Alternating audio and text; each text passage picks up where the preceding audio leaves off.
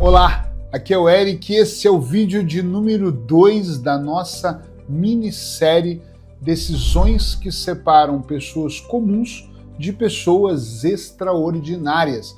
Eu espero que você tenha visto o vídeo número 1, que você esteja animado, super animado para estar aqui, porque o conteúdo de hoje promete. E além de prometer, ele vai doer. Mas eu não tenho como entregar para você, e peço desculpas já, desde já. Um conteúdo que seja leve, que seja, vamos devagarinho, não vai ter que ser. Não vai ter que ser. Eu separei algo aqui que vai doer. Mas eu queria que você ficasse até o final. Eu vou pedir, mesmo que doa, busca uma respiração mais profunda, mas por favor, fica comigo. Duas coisas. Se você ainda não me segue, ativa o sininho para você receber os outros vídeos, senão você vai ficar perdido, o mundo tá distraído, vai te distrair e você vai esquecer que você tá numa série de 12 vídeos. E aí você vai ver esse aqui. Se você caiu aqui agora e fala, caramba, que legal, quero ver o que é isso, não assista esse vídeo e vá para o número 1, porque tem uma sequência, então vale mais a pena você começar pelo primeiro, é a lógica, né? E depois é você colocar sua atenção aqui, que eu preparei algo realmente muito especial. A decisão de cortar com o que está te atrasando. Eu vou repetir. A decisão, hoje nós vamos focar na decisão de cortar, romper com tudo que está te atrasando. Isso aqui inclui pessoas, ambientes, comportamentos, inclui tanta coisa.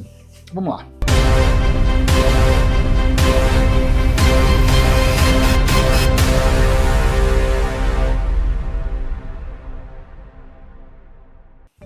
Vamos começar com romper. Em primeiro lugar, nós aprendemos até ser amigos, né? Que nós precisamos dos amigos, eu acho que nós precisamos.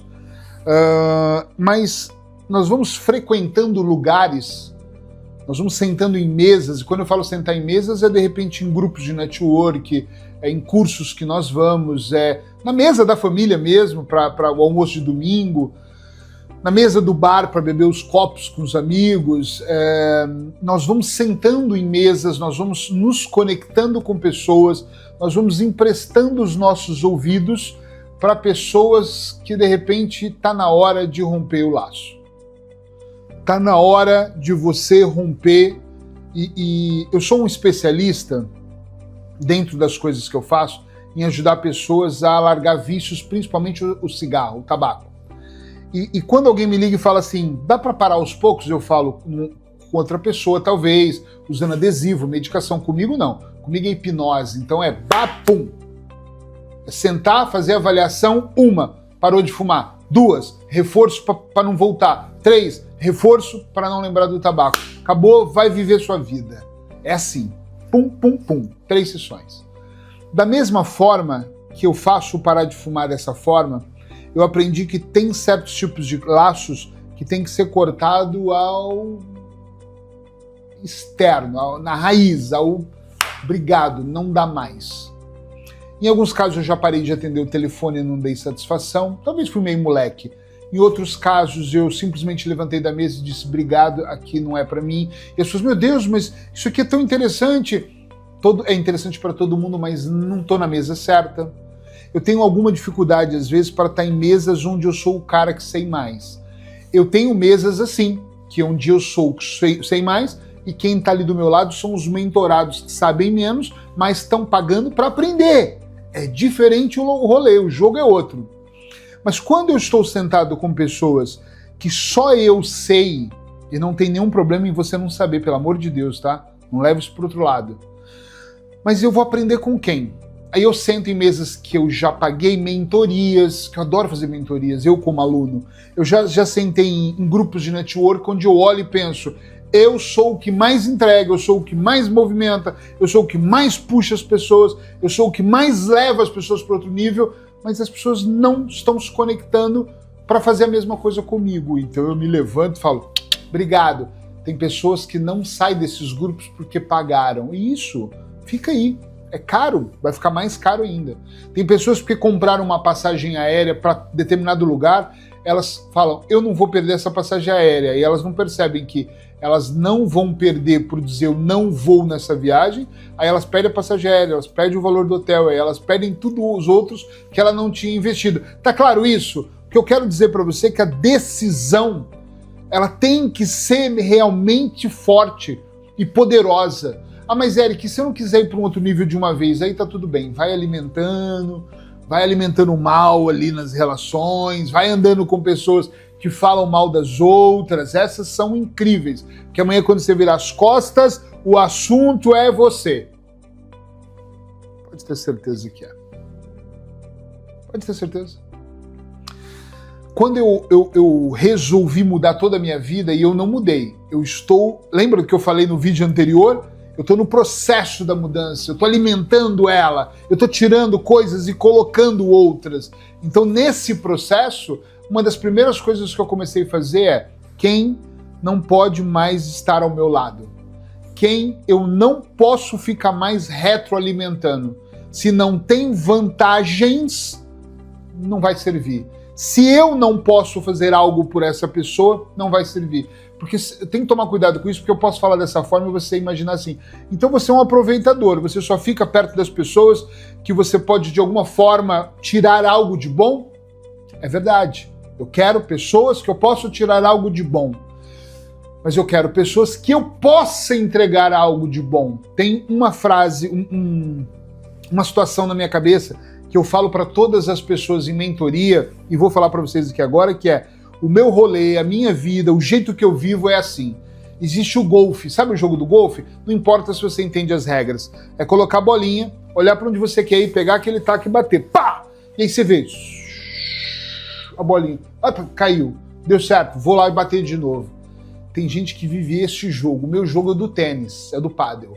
Eu jogo pra você, tu joga pra mim, eu jogo pra você, tu joga pra mim, eu jogo pra você, tu joga pra mim. Esta entrega pra mim, ela é saudável. Eu dou, recebo. Eu dou, eu recebo, eu recebo, eu recebo. Às vezes eu dou e só recebo, e tá tudo bem.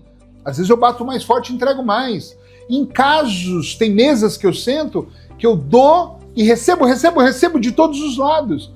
É tudo normal, é tudo congruente dentro do processo, isso vai acontecendo normalmente. Agora, a mesa que eu só dou, cansa, não tem equilíbrio.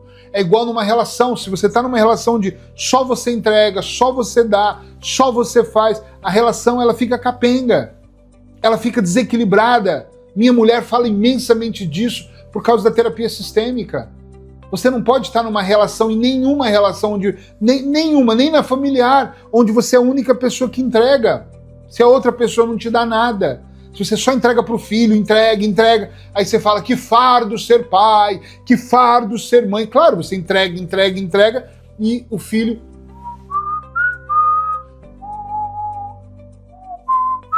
Não é comigo. Compreende isso? Isso é muito importante. Comece a olhar para as pessoas que você tem à sua volta e comece a perceber quem soma e quem espalha. Isso é poderosíssimo. Quem soma e quem espalha. Comece a pensar nisso. Quem é que soma na sua vida? Quem é que espalha na sua vida? Porque isso vai fazer a diferença. A grande diferença na sua vida. Tem pessoas que elas entram e elas somam muito. Mas tem pessoas também que elas entram e elas são tão perturbadas na nossa vida, e não tem outra palavra aqui, que elas querem te entregar muito, elas querem te servir muito. Essa pessoa também não é boa para ter do lado. Ai, Eric, mas é que ela não é boa. Se ela não gosta do jogo do equilíbrio, ela está desequilibrada. Se ela não gosta do ganha-ganha, ela está desequilibrada. Pessoas na nossa vida que entregam muito não nos fazem bem. As pessoas não deixam a gente se machucar, elas não deixam a gente dar um passo, elas querem entregar, elas querem proteger, elas querem fazer. Imagina eu no meu casamento, se eu só protegesse a minha mulher, se eu entregasse tudo na mão dela, se eu fizesse tudo por ela ia ser o quê na vida? Me fala. Ela não ia crescer, ela não ia aprender, ela não ia se empoderar. Eu faço tudo o que eu posso como marido, mas tem horas que eu dou 2 passos para trás e falo, se vira, vai lá, mostra o que você está pensando, faz o que tem que fazer, coloca ação. Ela tem que fazer e sentir vergonha. Tá entendendo? Ela tem que fazer para ela se reposicionar. E ela faz o mesmo comigo, eu acho até que ela faz melhor. Às vezes ela fala, eu vou deixar você ir para você ver onde você vai. E eu falo, não tô gostando do caminho. Ela não é aquela pessoa que diz, tá vendo, eu avisei. Mas é a pessoa que diz, mas você sempre pode sair desse caminho. E aí eu saio. Às vezes nós temos que estar de olho naquilo que está acontecendo. O diálogo sabotador dentro de mim, ele é realmente meu? Ou ele é um diálogo que foi alimentado por um conjunto de pessoas que vem arrumando desculpas durante toda a vida e vem me colocando histórias da vida delas e eu venho alimentando sobre a vida delas e esse tipo de alimentação da vida delas está tomando conta de mim ao ponto de que quando eu estou sozinho, eu acho que eu tive uma ideia. Mas essa ideia nunca foi minha. Ela foi uma ideia composta por pessoas fracassadas, pessoas que não caminham, pessoas cheias de medo. Eu andava com uma ou duas pessoas muito escassas, que viviam reclamando do que pagavam, do que não podiam pagar, do que não podiam pagar, do que como era difícil, como era complicado, e de repente eu me pego num dia reclamando. E a minha mulher fala assim, olha, por que nós viemos se você está dizendo que deixou um rim no almoço? E nem era real. E eu pensei, esse não sou eu. De onde vem esse diálogo interno? Por que esse pensamento saltou aqui para fora e eu falei com a minha boca? Porque eu tenho andado com uma ou duas pessoas e logo identifiquei quem são, que estão sempre reclamando de como é caro, como é complicado, como é difícil, como é quase impossível. Imagina se eu continuasse andando com essas pessoas e elas trouxessem cada uma mais um amigo.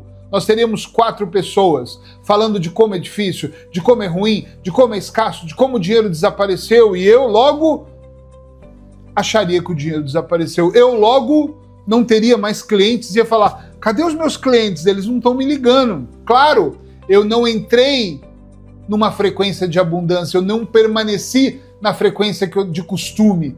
Eu entrei na frequência de vai faltar. Então vai faltar cliente, vai faltar mentorado, vai faltar leitor para os meus livros, vai faltar quem compra os nossos programas terapêuticos, vai faltar tudo. Porque nessa frequência de reclamação eu sento e vejo TV. Nessa frequência de reclamação eu choro. Nessa frequência de reclamação eu tenho medo. E aí eu alimento o medo. Eu começo a potencializá-lo, eu começo a fazer com que ele fique perigoso, que ele fique estranho, e de repente esse medo toma conta de mim, e eu falo, tá vendo como é? Eu tinha certeza disso. Nós temos que tomar cuidado com quem nós ouvimos. E eu vou contar uma história para você, que ela vai fazer você entender isso claramente. Um senhor muito trabalhador tinha um carrinho de cachorro-quente, hot dog, era o melhor de São Paulo. Na Avenida Paulista, um lugar incrível em São Paulo. Quem não conheceu tem que conhecer a avenida principal ali. E de repente era um carrinho duplo. Tinha tudo, refrigerante zero, salsicha dupla no pão, tripla, maionese, ketchup, mostarda. Ele fazia um purê de batata, e eu adoro esse hot dog. Em Portugal eu nunca vi, mas no Brasil tem muito. Ele passava um purê de batata, uma camada, colocava 1, 2 salsichas ali. O molho dele era um molho que tinha carne moída, a carnezinha ali bem feitinha, de primeira, nenhuma gordura. Era um super hot dog, daqueles para você comer e ficar sem se alimentar 2 dias, tá?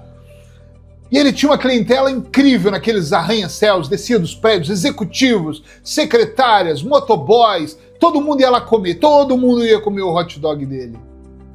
E aí, com aquele dinheiro, ele formou um filho, formou uma filha em enfermagem e formou um filho em economia.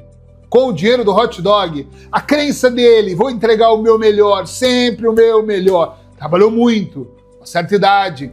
O filho chega e fala, pai, eu acabei de me formar em economista e eu quero te ajudar. Eu fiz contas, fui rever os livros e você tem gastado muito. E ele, filho, pai, não entendi nada disso. Simplão.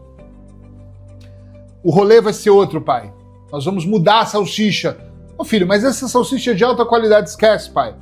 Todo mundo, olha essa palavra, todo mundo usa essa salsicha. Sério? Sério. Nós vamos usar essa salsicha. Ok, pai. Ok, filho, vamos usar então. Ele mudou a qualidade da salsicha. Esse pão é muito caro, vamos mudar o pão. Não vamos mais pôr carne moída, pai. Pensa, salsicha e carne moída. Ah, pra quê? A pessoa veio comer hot dog, não veio comer hambúrguer esfarelado. Eu não tinha pensado nisso. Nada da gente colocar mais ovo de codorna, azeitona, vamos tirar essas coisas. E assim ele fez.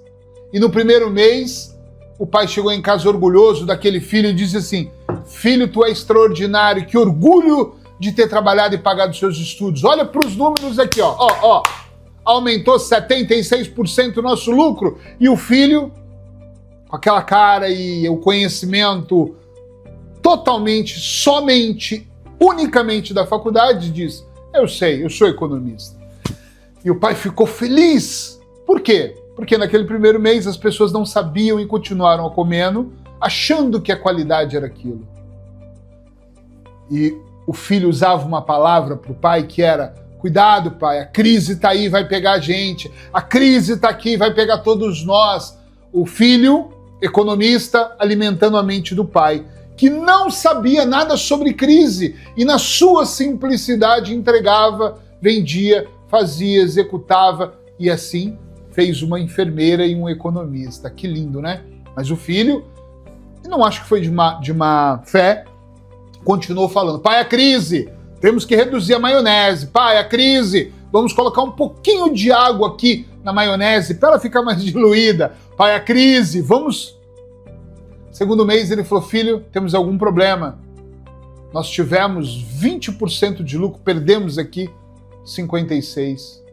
E o filho: eu te disse, a crise está chegando. 4 meses depois, aquele mesmo senhor bem-sucedido que pôs 2 filhos na faculdade e ainda sustentava toda a sua casa, faliu, quebrou, fechou. E um dia em casa, triste, ele falou para o filho: obrigado, filho. A crise está aí, a crise nos pegou.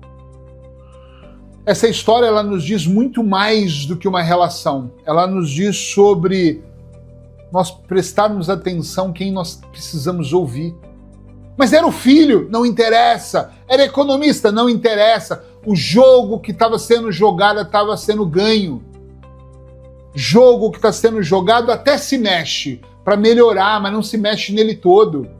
O pai, que era simples e que não sabia, não tinha crenças instaladas sobre crise, sobre o mercado, sobre diminuir custos, entregar qualquer coisa para ganhar dinheiro, ele entregava de coração, era um negócio de coração, era um negócio de: eu quero que você coma o melhor hot dog de São Paulo.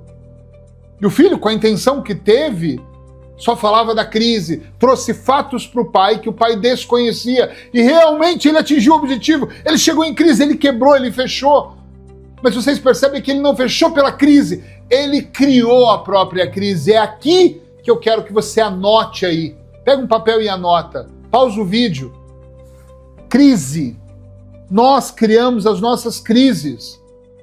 Todo mundo dizia que na relação há brigas, que na relação a mulher tem que ser assim, o marido tem que ser assado, que na relação aí nós começamos a provocar brigas dentro do nosso casamento. É normal brigar pelo que eu quero. E aí de repente o casamento acaba e alguém diz: pronto, eu te disse que nenhum casamento é perfeito. Nós às vezes vamos construindo uma crise invisível dentro de nós. E ela está muito com quem nós andamos. Eu começo a andar com uma pessoa que é escassa e só fala de escassez, e daqui a pouco eu sou o próximo escasso. E a escassez muitas vezes nem tem a ver com a falta do dinheiro. Você entende isso, sim ou não? Escreve aqui para mim: eu entendo que não tem a ver com dinheiro. Ou escreve: eu acho que tem a ver com dinheiro. Quero entender como é que você pensa para te ajudar. Eu quero mesmo te ajudar. Nem sempre tem a ver com dinheiro. Escassez é mentalidade. Eu posso não ter dinheiro para comprar uma casa e posso idealizar a compra de um prédio. Eu posso planejar a compra do prédio. Eu posso estudar as possibilidades da compra desse prédio. Não tem a ver com dinheiro, tem a ver com a mentalidade que vai me levar a ter múltiplas fontes de renda para que eu possa fazer isso. Múltiplas fontes de rendas para que a coisa realmente ande, caminhe, vá para níveis que realmente eu quero que vá. É aqui que eu quero que a gente pense juntos. Esse filho ele foi minando o negócio do pai. Conversa a conversa, escassez a escassez, mentalidade a mentalidade. Mostrou números que o pai nem desconhecia. O pai comprava, vendia e ganhava. Comprava, vendia e ganhava. Quem era o gestor? Era o pai, não era o economista, que entendeu de algo muito global. Se eu fosse assistir televisão, que mal assisto, e fosse ver todas as notícias que estão falando sobre essas... que estão brigando entre países e tal, eu não estaria aqui gravando um vídeo dizendo para você que é hora de você tomar decisão. Eu não gravaria vídeos nas outras redes falando sobre dicas diárias terapêuticas para te levar para outro nível. Eu não teria cada vez mais pessoas nas minhas mentorias sobre liderança. Nunca eu e Sheila passaríamos horas estudando e bolando coisas para ajudar as pessoas a assumirem a liderança. Não gravaríamos vídeos juntos para falar sobre relacionamento, sobre negócios, sobre nada. Porque nós estaríamos pensando, meu Deus, hora de cruzar os braços, é hora de criar um bunker, é hora de fugir, eu não sei. Não compre todas as ideias das pessoas. Procure andar com as pessoas que estão pensando positivo. Eric, mas eu ando com pessoas positivas. Eu ouvi isso de uma rapariga, de uma pessoa outro dia, dizendo assim, eu ando com pessoas, e ando com pessoas, e ando com pessoas boas. A vida delas, a minha não está prosperando, ainda. É muito novo o seu rolê. Talvez você está andando há pouco tempo, talvez você esteja ouvindo pouco as instruções que estão vindo dos vídeos, dos áudios, dos livros. Talvez você ainda não esteja só ouvindo, ainda esteja na fase da dúvida. Eu já andei com pessoas que eu ando hoje e que eu pensava assim antes, será? Será que é real? Será que essa pessoa fatura mesmo 1 milhão no mês? Será? Será que essa pessoa consegue mesmo ter uma vida saudável dessa forma? Mas será que é possível? A dúvida faz parte do processo da decisão. Vídeo anterior, decisão não é decidir cruzar os braços, é eu decido e vou alimentando a decisão, vou tirando o que me atrapalha da decisão e vou colocando coisas que vão alimentar a decisão. Meditar de manhã aumenta a minha decisão. Olhar para alimentação diferente aumenta a minha decisão. Ter um diálogo mais promissor com a minha esposa aumenta muito a minha decisão. Ela é o meu elo, ela é a minha fortaleza. A Sheila é a minha fortaleza, é ela que eu gosto de ouvir, é ela que eu gosto de compartilhar, é com ela que eu falo. É ela que traz, que soma, e as minhas decisões vão melhorando. Às vezes eu dou uma caidinha, ela vem, bate e fala, que isso? Olha quem você é, olha o que você está fazendo, olha o que você fez, olha para onde você entrou, e eu falo, opa, peraí. É assim que nós vamos entendendo quem sim, quem não. E infelizmente quem nunca. É nessas decisões que nós vamos olhando e vamos percebendo. Eu anotei uma frase aqui para não esquecer. Toda vez que você negocia, você está perdendo. Toda vez que você negocia com você está perdendo. Toda vez que você negocia em não ir para o ginásio, para a academia, você está perdendo. Toda vez que você negocia e come, esses dias eu perdi. Fui no mercado fazer compra, eu também perco, eu perdi. Vi um chocolate branco e falei, vou comprar. Comprei o chocolate branco. Oh, doideira. Tava sem comer açúcar, meti o chocolate branco para dentro. Aí já aproveitei, coloquei umas bolinhas de pistache com chocolate. E às vezes nós perdemos. E eu perdi. Eu perdi quando eu negociei comigo. É hoje, é final de semana, é hoje que eu vou fazer isso. Agora, quando você tomar uma decisão que você sente que você perdeu, que você não acordou cedo para treinar, que você não tomou um banho frio, se é que você toma, ou não lê um livro, não significa que você tem que continuar perdendo. Isso é decisão. É olhar e dizer assim, eu perdi porque eu comi chocolate branco ontem. O resto dele vai para o lixo. O resto dele vai para o lixo. Eu não vou comprar outra barra. Eu perdi ontem não significa que eu precise perder todos os outros dias. Eu não orei um dia, não significa que eu não vou mais orar. Se você gosta de orar, se não, que seja meditar, que seja se conectar com o universo, não significa que por um dia eu ter passado mais tempo com o telefone na mão, eu não posso corrigir isso. As decisões, elas vão acontecendo, são as micro decisões que criam uma decisão maior. Tá entendendo? Escreve aí, eu estou entendendo. Mas fala com a sua boca em voz alta. Eu sei, fala aí. Eu sei, fala. Eu sei que são as microdecisões. Eu sei, vou repetir de novo, que são as microdecisões que alimentam uma decisão macro. Eu preciso, na microdecisão, eu preciso tomar microdecisões. Fala, eu preciso tomar microdecisões para alimentar a decisão macro. Escreve isso aí, escreve no seu caderno, escreve no braço se você quiser, mas insere aqui dentro, tatua dentro do seu inconsciente, lá no o azul escuro do seu inconsciente. É importante você olhar para isso e entender. São essas microdecisões que elas vão mudando tudo. Toda vez que você negocia, você perde. Toda vez que você não acorda, você perde. Uma vez eu ouvi o Joel J dizer uma coisa, é dele, então eu vou citá-lo, que ele dizia assim, quando tu acorda cedo, pum, 1 ponto para você.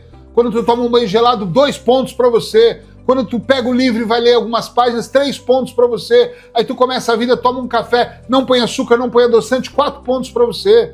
Ao invés de você comer um pão e se encher de carboidrato, come um ovo, 5 pontos para você. Aí você fala algo positivo para alguém, 6 pontos para você. Aí você leva para alguém, 7 pontos para você, algo positivo. E aí você incorpora esse papel incrível e toma mais microdecisões e mais microdecisões, 9, 10, 11, 12 pontos para você. Se ajoelha e fala com Deus, 1000 pontos para você. E é isso que eu estou dizendo. Essa conexão entre você e o mundo. Hoje, o nosso foco foi mesmo olhar para aquelas pessoas que nós temos que tirar da nossa vida, não é isso? Quem está atrasando, quem você está carregando, olha para a tua vida e pensa assim, será que eu estou sendo um bombeiro? Bombeiro de plantão? Bombeiro de plantão é aquele que recebe a ligação e fala, claro, pega a mangueira, entra no carro e vai lá apagar o incêndio. Apaga o incêndio do filho, apaga o incêndio da mãe, apaga o incêndio do vizinho, apaga o incêndio do estranho, apaga o incêndio de outra pessoa, e está sempre apagando incêndio, mas lembra, quando o bombeiro apaga muito incêndio, volta para ele o quê? A folhagem, aquela cinza, ele se queima de vez em quando, ele se contamina com o cheiro, ele vai inalar fumaça ruim. Ai, mas você resolveu o problema da Maria ou do João. Graças a Deus você é um cara muito bom. Ok, eu não estou dizendo que não temos que resolver, mas eu não posso ser um bombeiro de plantão, porque senão daqui a pouco eu estou intoxicado com tanta fumaça que nem me pertence. Presta atenção, as urgências são dos outros, na maioria das vezes não são suas.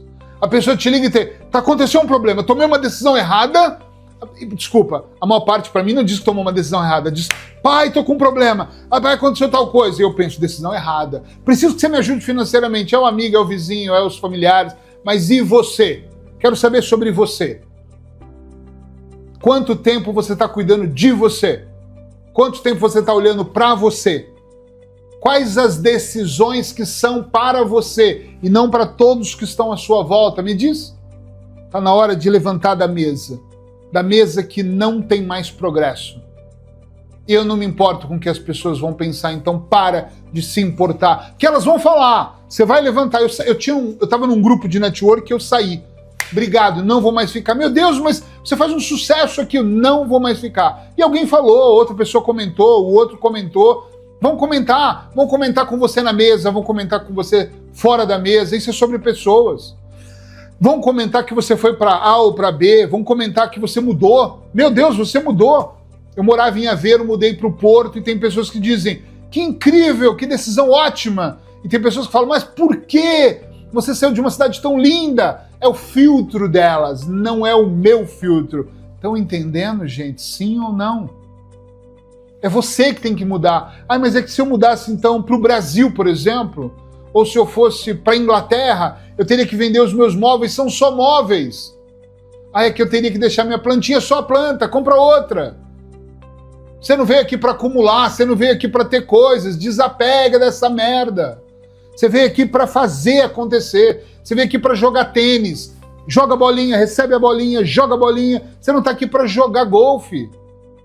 Claro, tem uns golfistas aqui que vão falar, eu estou aqui para jogar golfe, mas eu entendo como desporto, como esporte. Mas estou dizendo aqui para você, sem filtros, sem medo de errar. Nesses 30 minutos diários que nós estamos tendo aqui. Isso é sobre você. Então se afaste das pessoas. Eric, mas e os familiares? Vou encerrar isso aqui dizendo, tem uma frase que eu adoro ensinar nas minhas mentorias que chama distância segura. Mantenha uma distância segura. Eu tenho pessoas da minha família que são pessoas que eu sinto uma toxicidade muito grande. Eu não deixo de dar um oi, eu não deixo de falar, eu não deixo de vez em quando dar um beijo, um abraço, mas eu mantenho uma distância segura. Elas não precisam estar dentro da minha vida. Elas fazem parte da minha vida, mas elas não têm que estar dentro dela. Tô sendo claro aqui ou não? Sim ou não, gente? Então tem pessoas que você fala, como é que eu me afasto? Se afasta um pouco mais. Outro dia eu falava com um homem de 30 anos já, um homem, e ele dizia para mim, mas eu tenho dificuldades porque eu não consigo sair da casa da minha mamãe. Eu, por quê? Os aluguéis estão caros. Pô, arruma outro trabalho, arruma outra fonte de renda. 30 anos na casa da sua mãe é que eu estou juntando dinheiro por mais 20 anos para comprar um apartamento. Dá uma vergonha. Sai da casa dela, vai fazer sucesso, vai fazer a sua vida. Eu conheço pessoas que casaram e foram morar na casa dos pais e acham que isso é normal. Não é! Decisão errada, não é normal. Tô até babando aqui. Não é normal. Você precisa olhar para as decisões que você toma e perceber qual é o custo, quanto custa para você financeiramente, emocionalmente, continuar morando na casa dos seus pais. Quanto custa não tomar decisão? O quanto custa não ir para o outro nível? Porque às vezes você fala assim, ó, eu não vou mudar de país porque eu amo isso aqui é maravilhoso. Mas o quanto custa emocionalmente você estar num país diferente? O quanto custa você estar cercado de pessoas que elas não pensam como você? O quanto custa todo o rolê que você entra não é o seu rolê, é o rolê dos outros. Elas não conseguem entender, elas são tão escassas, elas são tão reclamonas que elas não entendem. Desculpa eu passar do tempo, mas é importante isso. O quanto está custando para você? Eu costumo dizer quanto custa você não ir para essa mentoria. O quanto custa financeiramente e emocionalmente ao longo do tempo você não está com as pessoas certas. Você não se relacionar, o quanto isso vai te custar? Isso pode custar só a sua vida inteira. Só a sua vida inteira. Só a sua vida toda. Só esses dois pontos que eu coloquei. A questão do ambiente e a questão do custo. O quanto custa? Fala para mim. O quanto custa você permanecer tomando decisões que você acha que são ótimas decisões, mas são só para você alimentar uma parte sua ou do outro. Porque quando você está no registro de eu vou alimentar isso porque a minha esposa quer, fracasso. Eu vou alimentar isso porque o meu marido quer, fracasso absoluto. Eu vou tomar essa decisão, mamãe vai ficar mais feliz, fracasso duplo. É que meu pai quer, fracasso duplo, triplo. Para de fracassar. E se você tem que parar de fracassar, tomando decisões assertivas que envolvam você. Porque senão você sempre vai estar inserido na estratégia de outra pessoa. Tá tudo bem, tem gente que quer estar na estratégia dos outros. Aqui na minha casa a estratégia é minha e da Sheila. Nós temos uma mesma estratégia como casal. Nós nos colocamos como unidade. Nós nos colocamos como uma só pessoa. Isso é importante, mas eu não sou casado. Não tem problema, não é casado? Tá tudo bem. Mas se favoreça. As decisões têm que ser para você.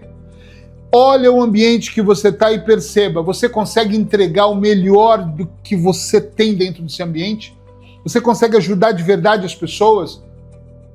Quando eu falo ajudar, eu não estou falando só de trabalhos filantrópicos, pode ser que você consiga. Eu, por exemplo, estou numa fase de procurar alguém, se você souber, me fala, que precisa de apoio filantrópico, emocional ou até braçal. Estou muito disposto a querer ajudar mais do que eu já ajudo, entregar mais do que eu já entrego. Eu dou livro de graça, eu gravo dicas em todas as redes sociais. Agora estou fazendo essa minissérie, eu e Sheila fazemos junto uma outra minissérie. Estou sempre entregando, porque eu acho que é a minha missão de vida. Pegar pessoas comuns e ensinar liderança para que elas possam chegar a ser pessoas extraordinárias. E qual é a sua missão de vida? Qual é o seu propósito? Qual é a sua desculpa? É nisso que eu quero fazer você pensar. Por que você ainda não avançou? Por que você ainda não está com a conta com mais dinheiro? Por que as suas relações não estão blindadas ainda? Por que você não se afastou das pessoas que te fazem mal? Por que você ainda está preocupado com o que as pessoas pensam de você? Sai, se afasta, corta essa, sai disso e vai viver uma vida onde realmente a liderança esteja na palma da sua mão. Vai liderar a sua própria vida. Amanhã eu tô aqui de novo, 12 dias, esse é o vídeo número 2. Amanhã eu vou trazer o terceiro vídeo, onde nós vamos falar sobre o poder de decisões. As decisões que pessoas comuns tomam e as decisões que pessoas extraordinárias tomam. E aqui você já deve ter imaginado nesse vídeo qual que é a decisão que uma pessoa comum toma. Ficar na casa do pai até os 30, 40 anos? É decisão de comum ou de extraordinário? Fala pra mim. Vibrar na escassez ou vibrar na abundância? Qual é a decisão que uma pessoa comum e uma extraordinária toma? Fala pra mim, fala pra você, fala com a sua boca. Eu não quero mais ser medíocre. Fala em voz alta. Eu não quero mais tomar decisões que me levem à mediocridade. Fala com a sua boca. Eu quero ir para outro nível. Fala em voz alta. Eu quero ir para outro nível. Mas sinta. Se você não sentir, continua repetindo como uma espécie de mantra. Eu quero ir para um outro nível. Eu quero ir para um outro nível. Eu quero ir para outro nível. Fala, eu todos os dias tenho uma frase, um mantra que é: eu sou líder da minha vida. Eu falo isso no chuveiro, eu falo isso no banheiro, eu falo isso quando eu vou caminhar, eu falei isso antes de gravar esse vídeo, estou falando isso aqui agora. Eu sou líder da minha vida. E quando eu falo isso, eu logo percebo o que eu não estou liderando e me esforço para liderar. Fica bem. Pega esse vídeo, ficou aqui quase 40 minutos comigo. Então significa que você gostou do conteúdo. Manda para alguém que precisa desse conteúdo. Mas não só manda e fica em silêncio. Diz, você tem que ouvir esse vídeo, tem que assistir ele até o final. Tem que ir até o final desse vídeo. Ele vai fazer diferença para você. É importante que ele faça diferença para você. Faz isso. Escreve aí, mas segue, curte aí o sininho para que você possa ver o próximo. E amanhã, no mesmo horário, eu vou estar aqui falando de novo sobre decisões. E durante 12 dias vou estar falando sobre decisões. Para quê? Para você tomar decisões, para você entender que as decisões de hoje é o que vão mudar completamente a sua vida. Beijo no seu coração. Até já.